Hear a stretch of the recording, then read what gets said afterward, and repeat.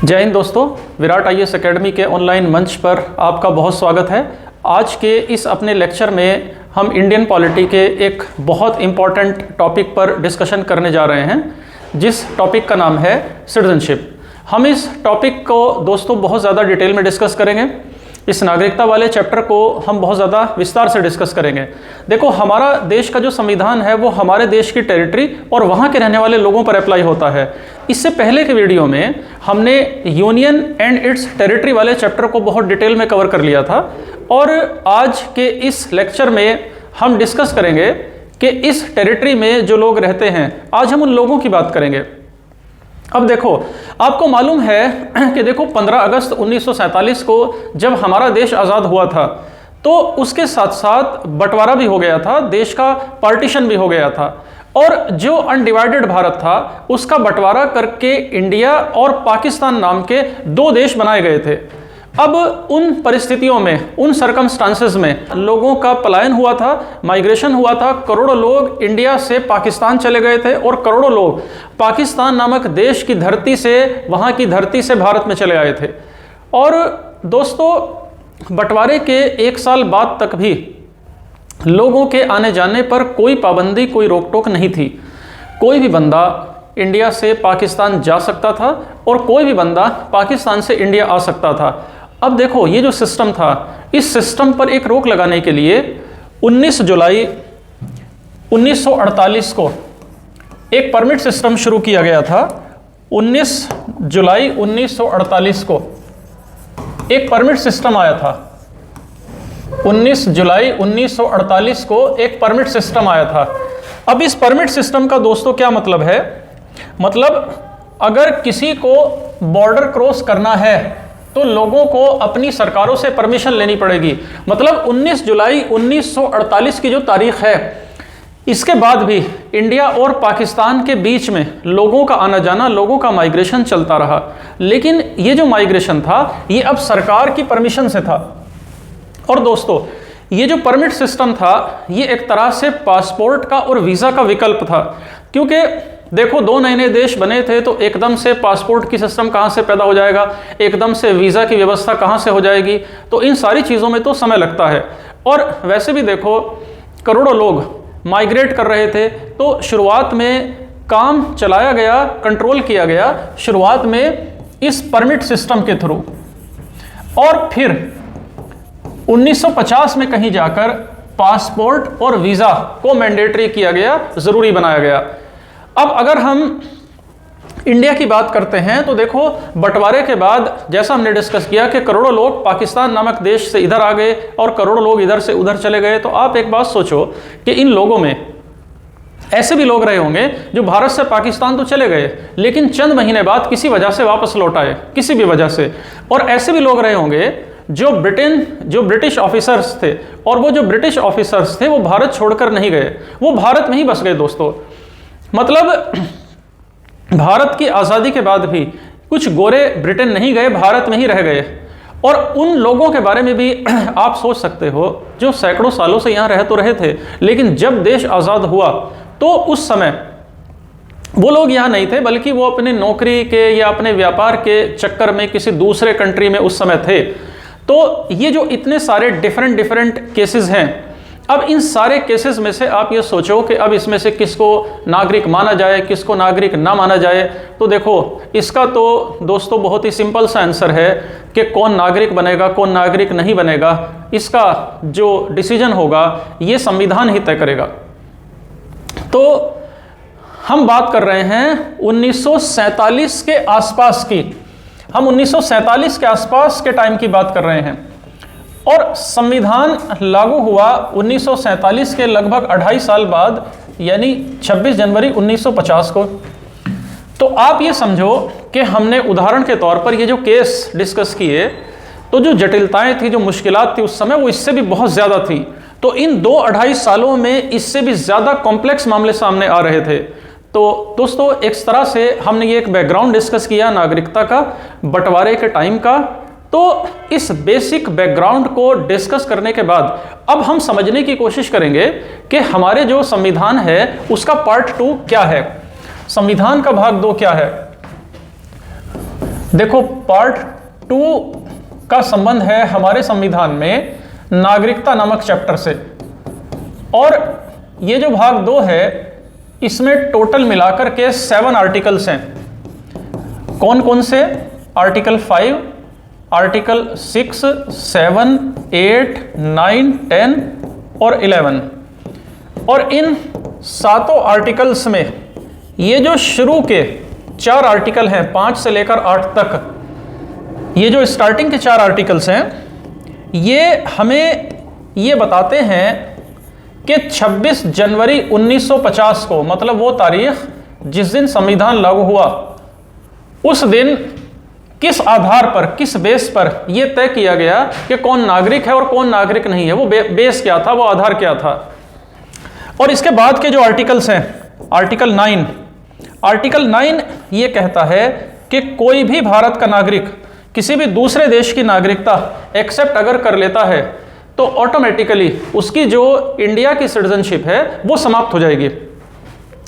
मतलब आर्टिकल 9 में हमें ये पता चलता है लॉस ऑफ सिटीजनशिप का, और इससे हमें यह भी पता चलता है कि इसके अंदर हमें सिंगल सिटीजनशिप की डिटेल मिलती है कि अगर इंडिया का कोई नागरिक किसी दूसरे देश की नागरिकता ले रहा है तो फिर उसकी इंडिया की सिटीजनशिप खत्म हो जाएगी। मतलब एक बार में एक ही कंट्री का वो सिटीजन रह सकता है। इसके अलावा जो आर्टिकल 10 और 11 हैं, ये आर्टिकल पावर देते हैं भारत की संसद को कि भारत की संसद नागरिकता से संबंधित कोई भी कानून बना सकती है। अब देखिए हम समझेंगे आर्टिकल 5 को। आर्टिकल 5 को समझने का तरीका यह है, देखो आर्टिकल 5 उन लोगों के लिए है जिनका मूल निवास भारत है। वो लोग जिनका मूल निवास भारत है, मूल निवास मतलब अगर कोई बंदा भारत में रह रहा है और भारत को ही अपना परमानेंट घर मानता है तो उसका डोमिसाइल, उसका मूल निवास भारत होगा। मतलब इसका मतलब ये कि हम यहां पर उन बंदों की बात कर रहे हैं जिन्होंने बंटवारे के बावजूद भी भारत को कभी नहीं छोड़ा और पाकिस्तान जाने के बारे में सोचा भी नहीं, जाना तो दूर की बात है। तो इस तरह से हमें यह तो क्लियर हो गया कि आर्टिकल 5 किन लोगों पर अप्लाई होता है, तो मूल निवासियों पर। लेकिन क्या हमारा संविधान उन सभी लोगों को भारत का नागरिक मानता है जो इंडिया में रहते थे उस समय, और जिन लोगों ने कभी भारत से माइग्रेशन करने के बारे में सोचा भी नहीं? तो देखो इसका जवाब है नो। आर्टिकल 5 में 3 शर्तें हैं। आर्टिकल 5 पहली शर्त यह बताता है कि या तो उस बंदे का जन्म भारत में हुआ हो। दूसरी शर्त, या उसके मां का या उसके पिता का, बाप का जन्म में से किसी एक का जन्म भारत में हुआ हो, किसी एक का जन्म भारत में हुआ हो। और अगर चलो ऐसा भी नहीं हुआ तो कम से कम जब संविधान लागू हुआ यानी 26 जनवरी 1950 की जो तारीख है, इस तारीख से पहले उसे भारत में रहते हुए 5 साल हो चुके हों। इससे पहले उसे भारत में रहते 5 साल हो चुके हों। तो इन तीनों में से कोई एक शर्त तो पूरी होनी ही चाहिए। तो अगर आर्टिकल 5 के तहत किसी को नागरिकता चाहिए, किसी बंदे को, तो इनमें से कोई एक शर्त उसको फॉलो करना पड़ेगा। अब हम देखेंगे आर्टिकल नंबर 6 को। देखिए जो आर्टिकल 6 है ये उन बंदों पर लागू होता है जो पाकिस्तान से माइग्रेट होकर भारत में चले आए, यानी पाकिस्तान से आने वालों पर अप्लाई होता है। और ये लोग 19 जुलाई 1948 से पहले आए या उसके बाद आए, इसके आधार पर नागरिकता की जो शर्तें हैं वो भी अलग अलग हैं। लेकिन 19 जुलाई 1948 ही डेट क्यों रखी, आखिर यही तारीख क्यों रखी गई? देखो इस तारीख को ऐसा हुआ क्या था, तो हमने अभी ये डिस्कस किया था कि 19 जुलाई 1948 वो दिन था, वो डेट थी जिस दिन परमिट सिस्टम लागू किया गया था, शुरुआत की गई थी। मतलब 19 जुलाई 1948 के बाद से सिर्फ वही लोग पाकिस्तान नामक देश से भारत में आ पाए थे, जिनके पास प्रॉपर एक परमिशन थी, प्रॉपर एक परमिट था, प्रॉपर एक अनुमति थी। देखिए, एक शर्त जो पाकिस्तान से आने वाले सभी लोगों पर लागू होती है, चाहे वो बंदा 19 जुलाई 1948 से पहले आया हो या 19 जुलाई 1948 के बाद आया हो, उस केस में या तो उस माइग्रेटेड बंदे या उस माइग्रेटेड बंदे के माता पिता में से कोई या फिर उसके दादा दादी में से कोई किसी का भी जन्म अनडिवाइडेड इंडिया में होना चाहिए। ये बेहद ज़रूरी है। या तो वो स्वयं या उसके माँ बाप या उसके दादा दादी, किसी का भी जन्म भारत में हो। तो अगर 19 जुलाई 1948 से पहले भारत में आया है और यहाँ पर आने के बाद से लेकर और फिर 26 जनवरी 1950 तक अगर वो बंदा इंडिया में रह रहा था, तो ऐसे बंदे को, ऐसे माइग्रेटेड पर्सन को 26 जनवरी 1950 को भारत का नागरिक मान लिया गया। होप कि यहाँ तक बात आपको क्लियर हुई होगी। और इसके अलावा वो बंदे जो 19 जुलाई 1948 के बाद भारत आए, या तो माइग्रेटेड बंदे खुद या उनके माता पिता में से कोई या फिर उसके दादा या दादी में से किसी का तो जन्म अनडिवाइडेड इंडिया में हुआ होना चाहिए। समझ रहे हैं आप लोग? तो अगर ये कंडीशन सेटिस्फाई होती है, ये शर्त संतुष्ट होती है, तो ऐसे माइग्रेटेड लोगों को सिटीजन बनने के लिए भारत में आकर 6 महीने रहना पड़ेगा और 6 महीने रहने के बाद खुद को रजिस्टर्ड कराना ज़रूरी होगा नागरिक के तौर पर। और जिन लोगों ने भी ये 3 कंडीशंस सेटिस्फाई करी, उन्हें 26 जनवरी 1950 को भारत का नागरिक मान लिया गया था। तो दोस्तों, यह है आर्टिकल 6 जो अप्लाई होता है उन लोगों पर जो पाकिस्तान से इंडिया माइग्रेट करके आए थे। अब देखेंगे दोस्तों अगला आर्टिकल जो है आर्टिकल 7, जो उन लोगों के लिए है जो 1 मार्च 1947 के बाद पाकिस्तान चले गए थे, लेकिन बाद में 26 जनवरी 1950 से पहले भारत आ गए। इन लोगों को बस सिर्फ इतना करना था कि वापस आकर इंडिया में 6 मंथ रहने के बाद, 6 महीने रहने के बाद खुद को रजिस्टर्ड करवाना था एज अ सिटीज़न। और जिन बंदों ने ऐसा किया, उन्हें 26 जनवरी 1950 को भारत का नागरिक मान लिया गया। लेकिन यहाँ पर जो डेट है 1 मार्च 1947, इसकी क्या अहमियत है, इसकी क्या इंपॉर्टेंस है? देखो, ये वो डेट है जिस दिन पार्टीशन को लेकर दंगे शुरू हो गए थे, बंटवारे को लेकर दंगे भड़क उठे थे, जिसकी वजह से लाखों लोगों को पलायन करना पड़ा, यहाँ से माइग्रेशन, इधर से उधर माइग्रेशन करना पड़ा। तो ऐसे लोग जो वापस फिर इंडिया आए, उन्हीं में से कौन सिटीज़न है और कौन सिटीज़न नहीं है, ये जानने के लिए आर्टिकल 7 बनाया गया था। समझ रहे हैं आप लोग? तो ये था आर्टिकल 7। अब हम देखेंगे आर्टिकल 8। आर्टिकल 8 उन लोगों के लिए है जो इंडिया में नहीं बल्कि किसी और कंट्री में रह रहे थे। जबकि देखो, वो जो रह रहे थे, या तो वो लोग खुद या उनके माता पिता या फिर उनके ग्रैंड पेरेंट्स में से, यानी दादा दादी में से किसी एक का जन्म इंडिया में हो चुका हो। तो जिनके लिए ये शर्तें पूरी होती हैं, तो वो जहाँ पर भी रह रहे हो, दुनिया के किसी भी देश में रह रहे हो, वो वहाँ पर जो भारत का काउंसलर रिप्रेजेंटेटिव है, ये भारत का जो वहाँ पर डिप्लोमेटिक मिशन है, खुद को वहाँ जाकर भारत के नागरिक के रूप में रजिस्टर्ड करवाना था उनको। बस केवल इतना करना था। ऐसा करने वाले बंदों को 26 जनवरी 1950 को भारत का नागरिक मान लिया गया। तो दोस्तों, इस तरह से हमने आर्टिकल 5, आर्टिकल 6, आर्टिकल 7 और आर्टिकल 8, इन चारों आर्टिकल्स को हमने डिटेल से समझने की कोशिश की। अब हम बात करते हैं अगले आर्टिकल की, आर्टिकल 9 की। आर्टिकल 9 का डिस्कशन करेंगे, जो कहता है कि अगर भारत का कोई भी सिटीजन खुद से किसी दूसरे देश की नागरिकता स्वीकार कर लेता है तो ऐसे में उसकी जो इंडियन सिटीजनशिप है, उसकी जो भारत की नागरिकता है, वो ऑटोमेटिकली समाप्त हो जाएगी। क्योंकि एक बात देखो, इंडिया में जो दोहरी नागरिकता है, जो ड्यूअल सिटीजनशिप है, वो भारत में नहीं है। आप समझ रहे हैं, भारत में तो केवल इकहरी नागरिकता है, सिंगल सिटीजनशिप है, दोहरी नहीं है। नेक्स्ट बात करते हैं आर्टिकल नंबर 10 की। देखो, आर्टिकल 5 से लेकर आर्टिकल 8 तो ये तय करते हैं कि 26 जनवरी 1950 को कौन भारत का नागरिक माना जाएगा और कौन नहीं माना जाएगा।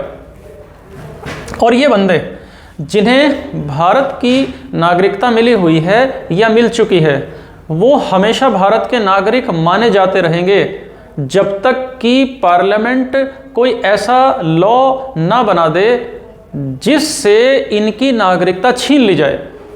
मतलब सिंपली ये हुआ कि जो आर्टिकल 10 है वो संसद को ये शक्ति देता है कि वो ऐसे कानून बना सकती है जिससे जो लोग ऑलरेडी नागरिक माने जा चुके हैं उनकी नागरिकता वापस ली जा सके।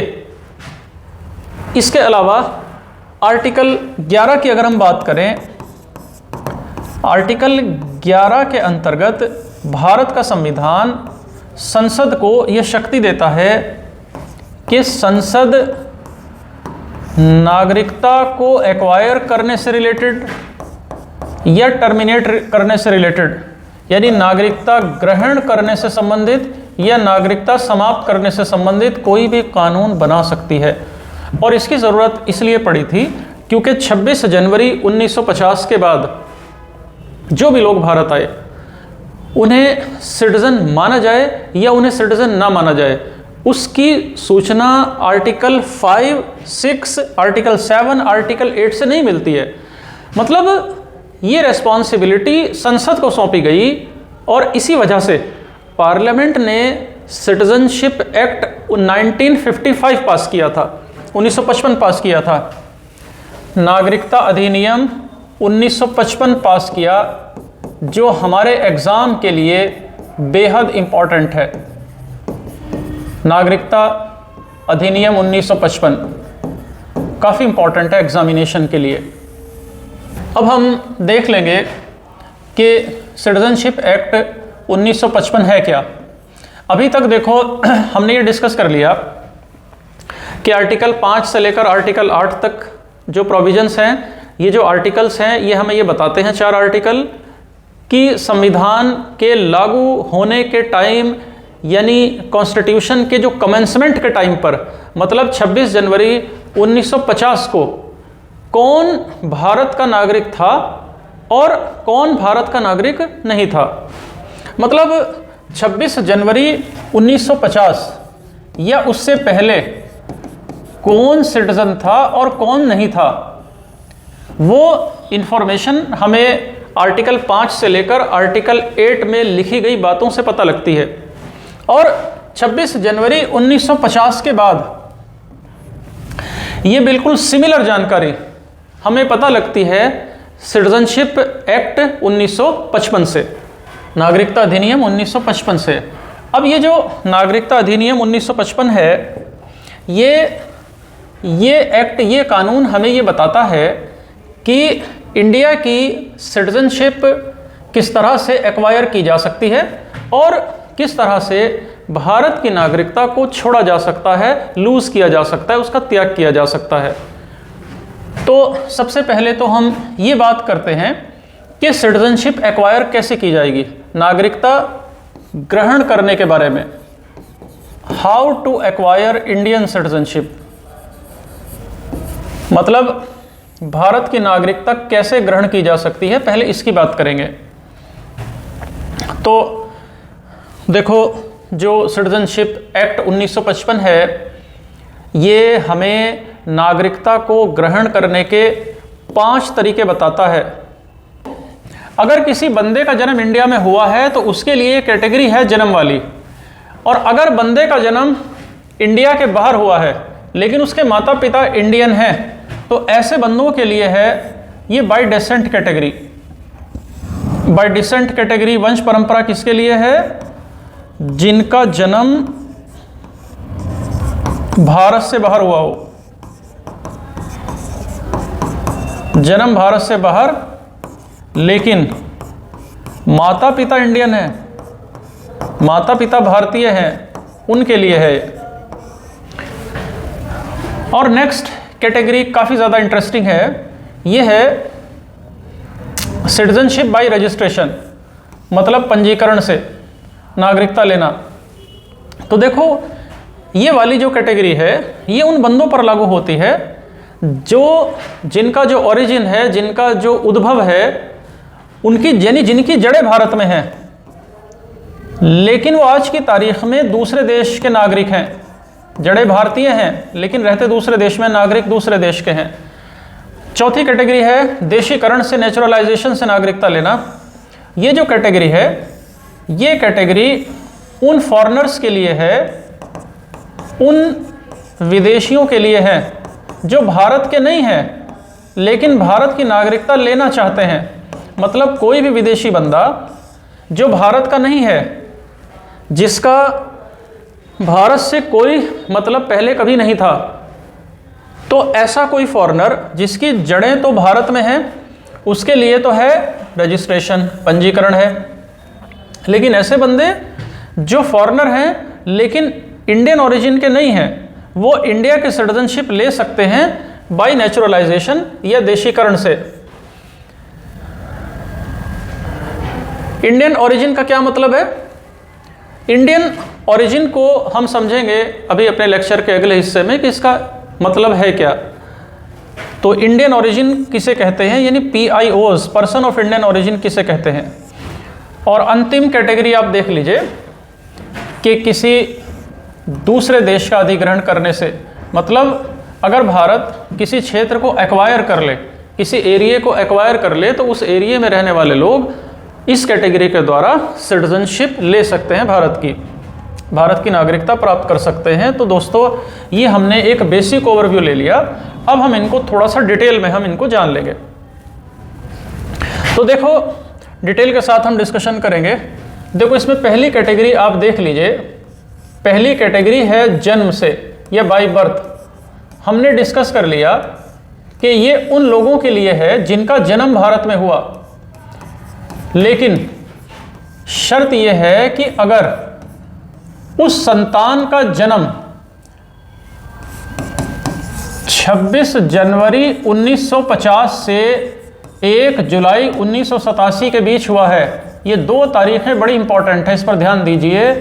अगर किसी बच्चे का जन्म 26 जनवरी 1950 से लेकर 1 जुलाई 1987 के बीच हुआ है तो उस बच्चे को तुरंत ही भारत का नागरिक मान लिया जाएगा। इस बात की कोई जांच पड़ताल नहीं की जाएगी कि उसके माँ बाप भारत के नागरिक हैं या नहीं हैं। आप समझ रहे हैं इस बात को।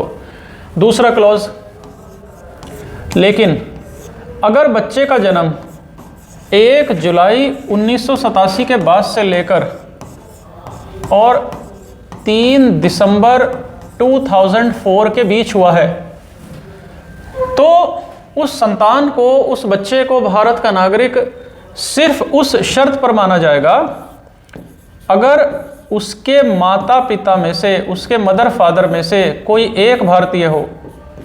अगर उसके माता पिता में से कोई एक इंडियन हो तब मान लेंगे उसको। तीसरा, 3 दिसंबर 2004 के बाद जो बच्चे जन्म लेंगे तो उन बच्चों के लिए नागरिकता की शर्त यह है कि बच्चे के मदर और फादर में से कोई एक तो इंडिया का सिटीजन होना ही चाहिए और दूसरा इलीगल माइग्रेंट नहीं होना चाहिए, मतलब गैर कानूनी तरीके से इलीगली भारत के अंदर घुसपैठिया ना किया हो। अवैध घुसपैठिया मतलब जो बिना किसी कागज़ों के, बिना वीज़ा के, बिना ट्रैवल डॉक्यूमेंट के चोरी छिपे भारत में ना घुस आया हो, वो बंदा ऐसा नहीं होना चाहिए एक इनमें से। और दोनों हैं तो कोई बात नहीं है, मतलब अगर माता पिता दोनों इंडियन सिटीजन हैं तो कोई दिक्कत वाली बात फिर नहीं है।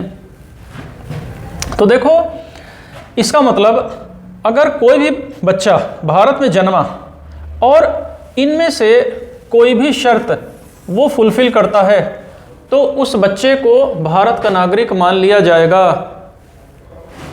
अब देखिए, बात यह है कि जो डेट्स हैं, ये डेट्स इतनी इंपॉर्टेंट हैं क्यों?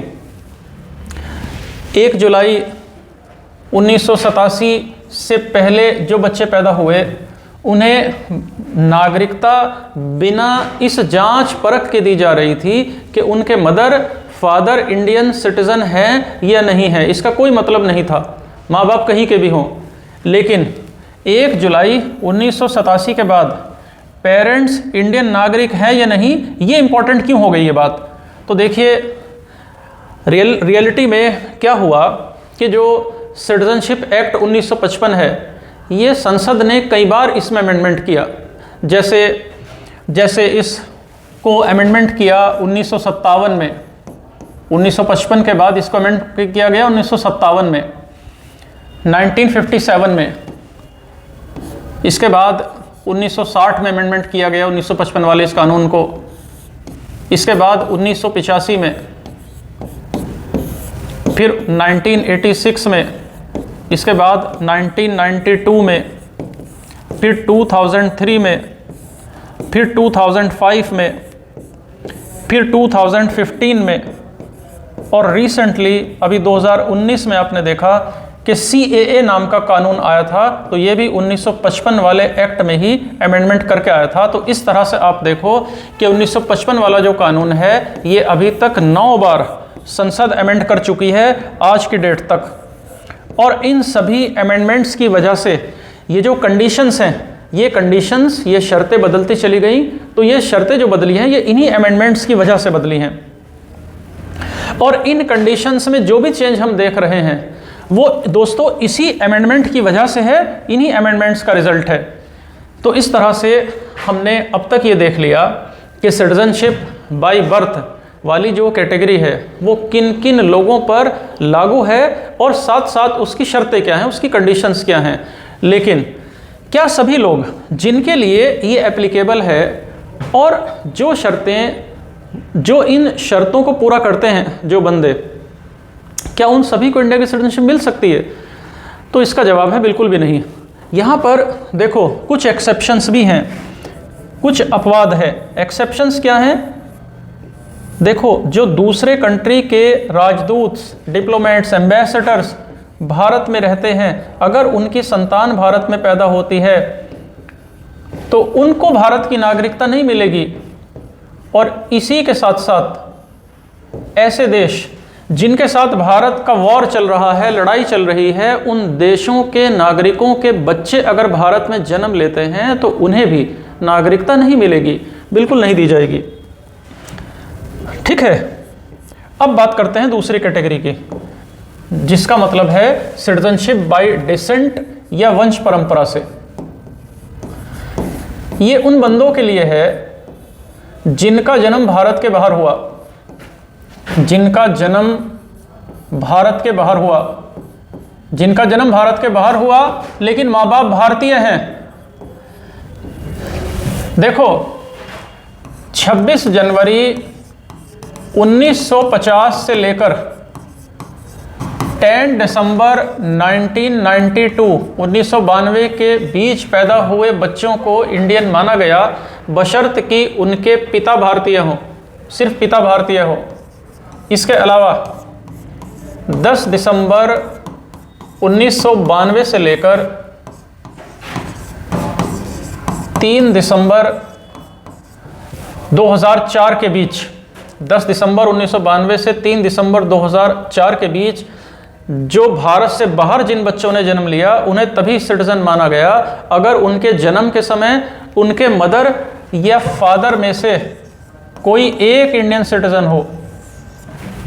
और नेक्स्ट शर्त, इस तारीख के बाद यानी 3 दिसंबर 2004 के बाद अब वंश परंपरा से या डिसेंट से नागरिकता उन बच्चों को नहीं दी जा सकती जिनका जन्म देश से बाहर हुआ है, चाहे उनके पेरेंट्स इंडियन सिटीज़न हों तो भी नहीं दिया जा सकता है। मतलब ऐसे बच्चों पर अब ये कैटेगरी लागू नहीं होगी, बिल्कुल लागू नहीं होगी। अगर ऐसे बच्चों को सिटीजनशिप लेनी है तो फिर उन्हें अपने जन्म के 1 साल के अंदर अंदर उन बच्चों का नाम भारत के कंसुलेट में या दूतावास में उनका नाम पंजीकृत रजिस्टर्ड कराना पड़ेगा। तो उनके माँ बाप चले जाएं, भारत का जो कंसुलेट उस देश में बना हुआ है, और वहाँ पर उस बच्चे को रजिस्टर्ड करा लें। अब आइए दोस्तों अगली कैटेगरी देखते हैं, जो है पंजीकरण द्वारा नागरिकता, रजिस्ट्रेशन द्वारा नागरिकता। ये कैटेगरी उन लोगों पर लागू होती है जो इंडियन ओरिजिन के हैं, यानी PIOs पर, लेकिन आज की तारीख में वो नागरिक हैं किसी दूसरे देश के। अब देखो यहाँ पर ये जो टर्म है पर्सन ऑफ इंडियन ओरिजिन, यानी भारतीय मूल के लोग, एक्चुअली ये वो बंदे हैं जो पाकिस्तान, अफ़गानिस्तान, बांग्लादेश, चाइना, ईरान, भूटान और श्रीलंका और नेपाल, इन कंट्रीज़ को छोड़कर किसी और कंट्री के नागरिक हैं, और इन बंदों के पास कभी ना कभी इंडियन पासपोर्ट था, या फिर ये खुद या इनके पेरेंट्स या इनके ग्रैंड पेरेंट्स या इनके ग्रेट ग्रैंड पेरेंट्स में से कोई भी, यानी 4 पीढ़ियों में से कम कोई तो अनडिवाइडेड इंडिया में पैदा हुआ हो, या फिर उन टेरिटरीज़ में पैदा हुआ हो जो इंडिया के आज़ाद होने के बाद इंडिया के पार्ट बने हों। इसके अलावा PIO दोस्तों उन्हें भी कहते हैं जिन्होंने किसी इंडियन से विवाह कर लिया हो, किसी भारतीय नागरिक से विवाह कर लिया हो, उन्हें भी PIO कहते हैं। समझ रहे हैं आप लोग? तो PIO किसे कहते हैं, ये हमने इस तरह से अपना कॉन्सेप्ट क्लियर कर लिया। समझ गए आप लोग? तो अब तक हमने ये समझ लिया कि जो रजिस्ट्रेशन से जो नागरिकता है ये किन लोगों पर लागू होती है। अब हम समझेंगे इनकी कंडीशंस यानी शर्तें, कि शर्तें क्या क्या हैं। देखो ये जो शर्तें हैं, ये शर्तें हम समझेंगे एक स्टोरी के माध्यम से, कि क्या क्या कंडीशंस हैं। ये हम एक स्टोरी की, एक कहानी की मदद से हम इस बात को समझेंगे। मान लो 2 अलग अलग कपल्स हैं, एक मैरिड कपल ये है, एक ये कपल है, और एक कपल है ये है कपल A और B, और ये है कपल X और Y। ये चारों बंदे हैं, चारों इंडियन सिटीजन हैं, और इन्हें काम के चक्कर में कनाडा जाना पड़ा। मान लेते हैं कि ये काम के नौकरी चाकरी के चक्कर में कनाडा चले गए, और जैसा कि विदेश में जाकर या किसी भी वेस्टर्न कंट्रीज़ में जाकर बहुत सारे लोग करते हैं कि वहाँ जाकर कुछ टाइम के बाद ही, जैसे कि मान लीजिए इनके यहाँ संतान का जन्म हुआ, कनाडा में पहुंचकर इनके यहाँ C नामक संतान जन्म ली, और इसके यहाँ जो संतान जन्म ली मान लीजिए वो है, उसका नाम है Z। अब इनके पास ऑप्शन है कि ये अपने बच्चे को कनाडा की नागरिकता दिलवाना चाहते हैं या फिर इंडिया की सिटीजनशिप दिलवाना चाहते हैं। ये रह रहे हैं कनाडा में ही।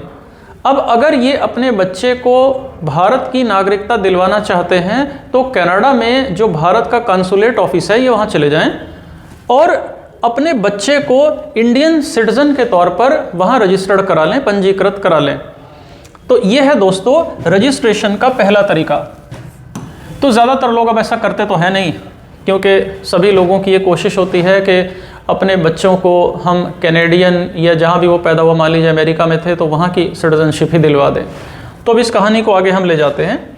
अब देखो हुआ क्या कि A और B का जो काम करने का टाइम था ये ख़त्म हो गया और इन्हें इंडिया वापस लौटना पड़ा। कई साल गुजर चुके थे और इनका जो ये बच्चा था C, अब मान लीजिए ये बच्चा हो गया 18 साल का और C को ये पता चल गया कि भाई मैं तो इंडिया का सिटीज़न हूँ नहीं, मैं तो कैनेडियन सिटीज़न हूँ, अब इसके माइंड में ये क्वेश्चन आ रहा है कि क्या मैं इंडियन सिटीजनशिप ले भी सकता हूँ? तो इसका आंसर है कि हाँ जी, ले सकता है, क्योंकि ये बच्चा 18 साल का हो चुका है और इसके जो पेरेंट्स हैं वो इंडियन सिटीजन है ही, इसीलिए ये अपने आप को as a Indian citizen registered करवा सकता है। दोस्तों, ये है रजिस्ट्रेशन का दूसरा तरीका। अब उधर ये जो दूसरी दंपत्ति थी, ये तो कनाडा में बस गई थी, इन्होंने इंडियन सिटीजनशिप छोड़ दी थी, रिनाउंस कर दी थी इंडियन सिटीजनशिप और कैनेडियन नागरिकता इन्होंने अपना ली थी और कई साल बीत गए इस घटना को। अब इस दंपत्ति को अपने बुढ़ापे में लगा कि कनाडा में तो मज़ा नहीं आ रहा है, तो वापस अपने कंट्री चलते हैं और भारत की नागरिकता भी लोग लेना चाहते हैं। तो अब ये सवाल उठता है कि क्या ये जो कपल है, क्या इसको भारत की नागरिकता मिल सकती है? तो इसका जवाब है बिल्कुल मिल सकती है, मिल जाएगी नागरिकता। अब इसके दो तरीके हैं। अब ये डिपेंड करता है कि इन्होंने OCI कार्ड यानी overseas citizen of India card बनवा रखा है या नहीं। OCI कार्ड एक ख़ास किस्म का कार्ड है जो भारत की सरकार विदेश में रहने वाले, जो विदेश में बस गए भारतीय, उनको देती है सरकार। अब अगर इन्होंने OCI कार्ड मान लीजिए नहीं बनवाया, तो ये भारत चले आएँ और भारत में ये 7 ईयर्स रहें, 7 साल रहें और 7 साल रहने के बाद ये इंडिया की नागरिकता के लिए अपना रजिस्ट्रेशन करवा लें। यह है प्रोसेस। तो ये है दोस्तों रजिस्ट्रेशन से नागरिकता लेने का तीसरा तरीका, थर्ड तरीका। समझ गए आप लोग? लेकिन अगर इनके पास कनाडा में रहने के दौरान OCI कार्ड था और इनके पास ये कार्ड है 5 साल से कार्ड होल्डर हैं और ये भारत आ जाएं और भारत में सिर्फ 1 साल रह लें और फिर खुद को भारत में ये इंडियन सिटीजन के रूप में रजिस्टर्ड करवा सकते हैं। ये हुआ दोस्तों सिटीजनशिप लेने का रजिस्ट्रेशन द्वारा चौथा तरीका, fourth process.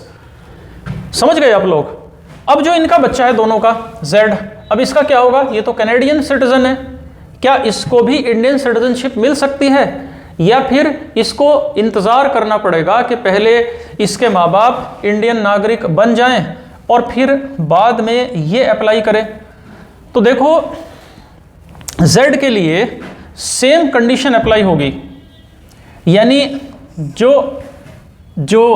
Same condition apply होगी जो इसके पेरेंट्स पर अप्लाई हुई थी।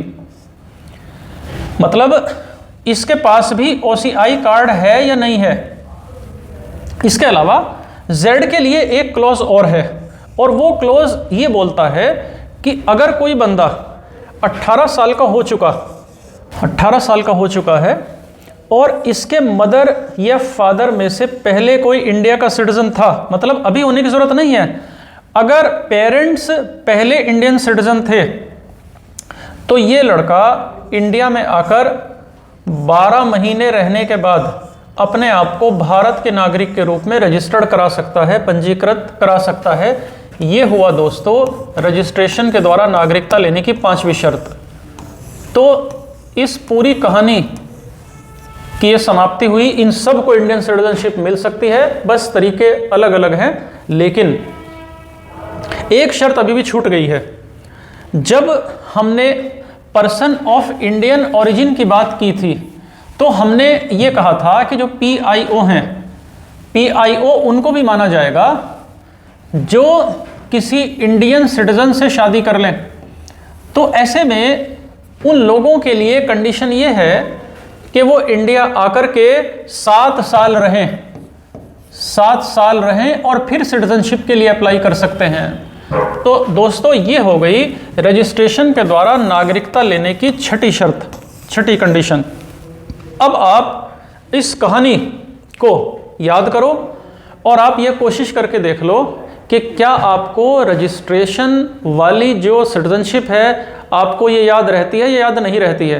तो जब भी आपको रजिस्ट्रेशन का प्रोसेस के क्वेश्चन एग्जाम में आए तो इस कहानी के द्वारा आप अपने कॉन्सेप्ट बनाए रख सकते हो और ये सारे कॉन्सेप्ट याद रख सकते हो।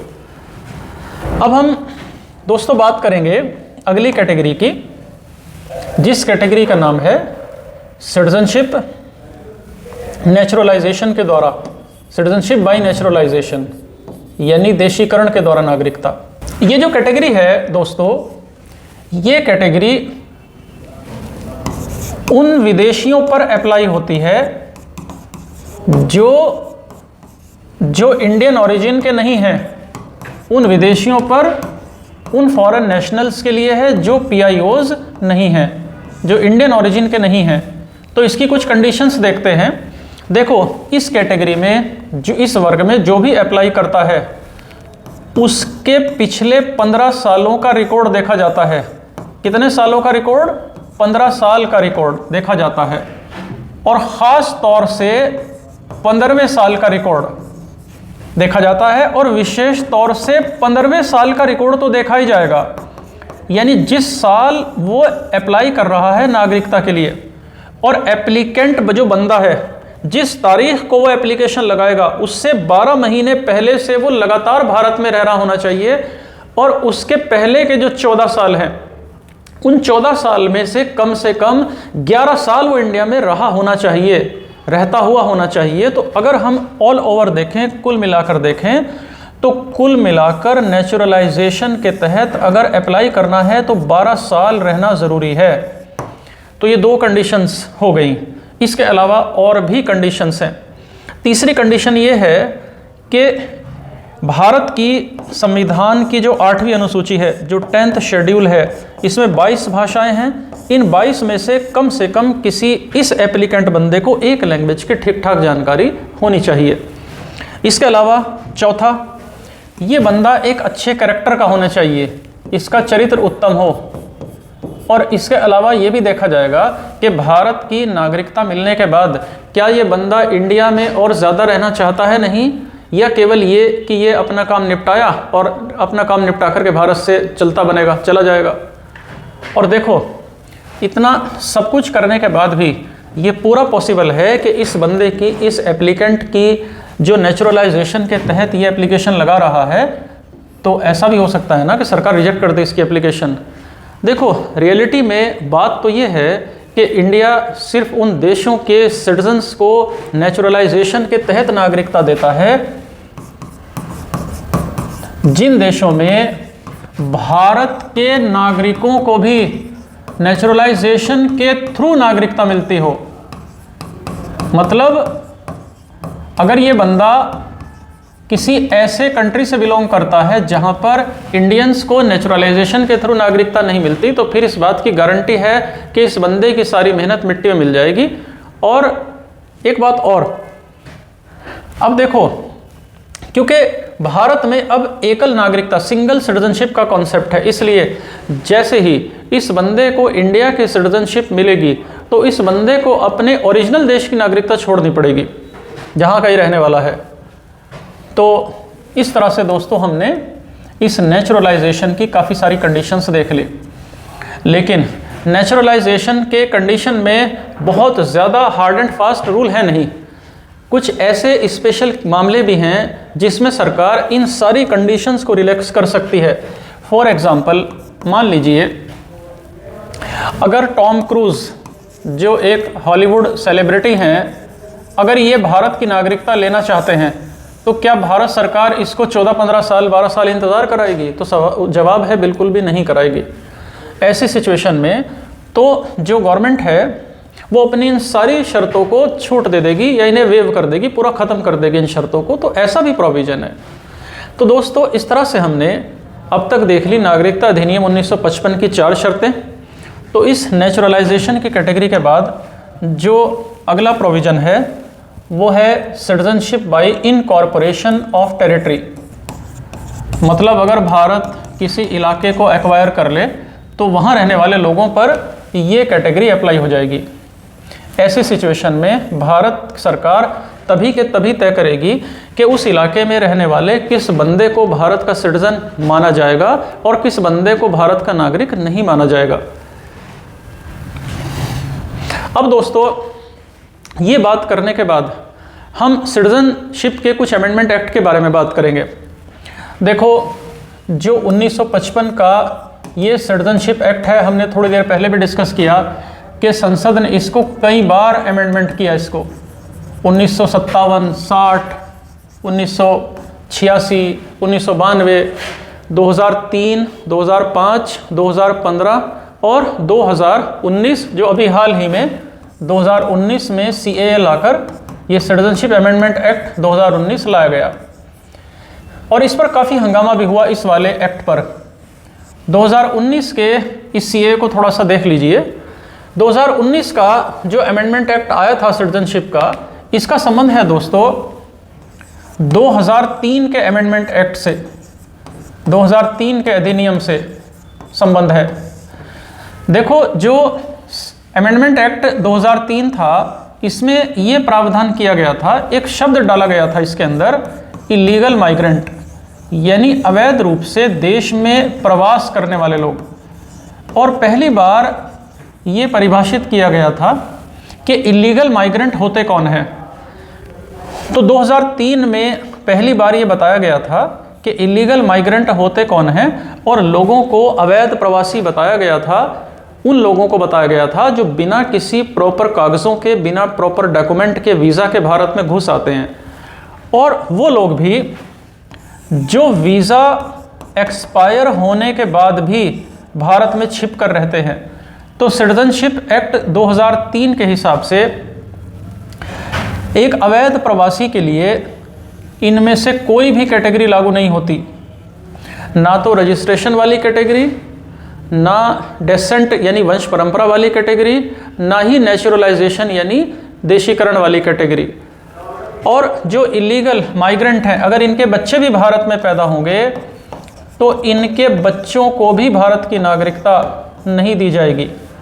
और जो ये CAA 2019 लाया गया था, इसमें ये चेंज किया गया, ये बदलाव किया गया कि जो 3 मुस्लिम डोमिनेटेड कंट्रीज़ हैं जहां मुस्लिम आबादी अधिक है, अफ़गानिस्तान, बांग्लादेश और पाकिस्तान से, इन तीनों से अगर हिंदू, जैन, बौद्ध, पारसी या फिर क्रिश्चियन कम्युनिटी के लोग बिना ट्रैवल डॉक्यूमेंट्स के भारत में आते हैं, या फिर वीज़ा एक्सपायर हो जाने के बाद भी वो भारत में रह रहे हैं, तो उन्हें इलीगल माइग्रेंट नहीं माना जाएगा। मतलब धर्म के आधार पर ये तय किया गया कि इलीगल माइग्रेंट है या नहीं। यहाँ पर ट्रैवल डॉक्यूमेंट की कोई शर्त नहीं है और वीज़ा की भी कोई शर्त यहाँ पर नहीं है। इसी पर थोड़ा हंगामा कटा है, थोड़ा हल्ला इस पर हुआ है। तो इसके कई सारे आर्गुमेंट्स हैं। तो हम CAA 2019 के बारे में एक सेपरेट वीडियो बना करके, सेपरेट लेक्चर बना करके इसकी पॉजिटिव साइड, इसकी नेगेटिव साइड दोस्तों हम डिस्कस करेंगे। ये एग्ज़ाम UPSC के मेंस में भी यहाँ से क्वेश्चन पूछे गए हैं। तो अभी तक हमने ये समझ लिया कि सिटीजनशिप एक्ट के तहत सिटीजनशिप किस किस तरह से एक्वायर की जा सकती है। अभी हमें ये समझना बाकी है कि 1955 का जो सिटीजनशिप का एक्ट है, ये किस तरह से सिटीजनशिप को समाप्त करने की बात करता है। तो नागरिकता की समाप्ति की बात ये कैसे करता है? देखो, यहाँ पर हमें नागरिकता की समाप्ति के 3 तरीके मिलते हैं। नागरिकता की समाप्ति के 3 तरीके। पहला है रेनंसिएशन, मतलब त्याग देना। दूसरा है टर्मिनेशन, समाप्त कर देना, टर्मिनेशन। और तीसरा है डेप्रिवेशन, मतलब नागरिकता से वंचित कर देना, छीन लेना। तो 3 तरीके मिलते हैं हमें नागरिकता अधिनियम 1955 में। अब रेनंसिएशन का क्या मतलब है? मतलब अगर कोई नागरिक अपनी खुद की मर्जी से भारत सरकार को ये डिक्लेरेशन जमा कर दे कि मैं भारत की नागरिकता छोड़ रहा हूँ, इसे कहते हैं रेनंसिएशन द्वारा नागरिकता छोड़ देना अपनी मर्जी से। और ऐसी कंडीशन में उस बंदे की अगर 18 साल से कम उम्र की कोई संतान भी है तो उस संतान को भी भारत का नागरिक फिर नहीं माना जाएगा। सिटीजनशिप छोड़ने का दूसरा तरीका है बाय टर्मिनेशन। यहाँ पर देखो है क्या, अगर कोई भी भारत का नागरिक किसी भी दूसरे देश की नागरिकता एक्सेप्ट करता है तो उसकी जो भारत की नागरिकता है वो ऑटोमेटिक ख़त्म हो जाएगी। ऑटोमेटिक टर्मिनेट हो जाएगी, क्योंकि भारत में ड्यूअल सिटीजनशिप की नागरिकता नहीं है कोई ऐसा प्रोविज़न। और तीसरा तरीका है दोस्तों डेप्रीवेशन। इस तीसरे तरीके में है क्या, इस तरीके में हम एक एक करके उन 5 शर्तों को देख लेंगे जिनसे भारत की सरकार किसी भी भारतीय नागरिक की नागरिकता छीन सकती है। डेप्रीवेशन में जो पहली कंडीशन है, ध्यान से समझने की कोशिश कीजिए। अगर भारत की सरकार को ये पता चला कि उस बंदे ने नागरिकता लेने के लिए किसी भी तरह का कोई फ्रॉड किया था, मतलब कोई फर्जी डॉक्यूमेंट जमा किए थे या कुछ इस तरह का कोई गैर कानूनी कदम उठाया था, तो उस केस में उस बंदे की सिटीजनशिप फ़ौरन उससे वापस छीन ली जाएगी। इसके अलावा अगर कोई ऐसा मामला सामने आता है जिससे ये पता चलता है कि जो सिटीज़न है वो भारत के संविधान के प्रति वफादार नहीं है, डिसलॉयल्टी है उसकी, तो भी उसकी नागरिकता छीन ली जाएगी। भारत की नागरिकता इसके अलावा दोस्तों उस कंडीशन में भी छीनी जा सकती है अगर ये पता चलता है कि कोई नागरिक युद्ध के समय दुश्मन देश के साथ किसी भी तरह का कोई इलीगल रूप से कम्युनिकेशन कर रहा था या दुश्मन देश के साथ व्यापार कर रहा था। और इंडिया में अगर कोई भी नागरिक 7 साल या उससे ज़्यादा के लिए भारत का नागरिक बिना सूचना दिए भारत से बाहर रहता है, तो उस कंडीशन में भी उसकी भारत की नागरिकता छीनी जा सकती है। और अंतिम कंडीशन उन नागरिकों के लिए है जो रजिस्ट्रेशन या फिर नेचुरलाइजेशन के थ्रू सिटीज़न बने हैं और सिटीज़नशिप लेने के 5 साल के भीतर अगर वो किसी दूसरे देश की जेल में, किसी दूसरे कंट्री की जेल में 2 साल या 2 से ज़्यादा साल तक वो बंद रहते हैं, तो इस कंडीशन में भी उनकी भारत की नागरिकता छीन ली जाएगी। 2 साल या 2 से ज़्यादा। तो ये था दोस्तों नागरिकता का डेप्रीवेशन वाला प्रोसेस ख़त्म करने का। तो इस तरह से दोस्तों हमने काफ़ी डिटेल से सिटीजनशिप एक्ट 1955 को और सिटीजनशिप वाले इस कंप्लीट चैप्टर को हमने ख़त्म किया। मेंस के लिए और प्रीलिम्स के लिए, दोनों के लिए बहुत इंपॉर्टेंट चैप्टर हैं और मैं ये उम्मीद करूँगा कि आप इस चैप्टर को बार बार रिवाइज़ करिए। और मैं बेस्ट तरीका आपको पहले ही बता चुका हूँ कि जो सिलसिला वीडियो का हमारा ये चल रहा है, आप एक डायरी मेंटेन करिए और इसका शॉर्ट नोट इसके मेरे साथ साथ बनाते चलिए। ऐसे अगर आप केवल वीडियो लेक्चर देखेंगे तो ऐसे लॉन्ग टर्म मेमोरी आपकी नहीं बनेगी। तो नो डाउट एक बार आपकी मेहनत लिखने में लगेगी, लेकिन हमेशा के लिए वो फैक्ट्स, वो डिटेल्स आपके मस्तिष्क पटल पर अंकित हो जाएगी। तो थैंक यू दोस्तों। नेक्स्ट लेक्चर में हम फिर अगले चैप्टर को कवर करेंगे। Thank you.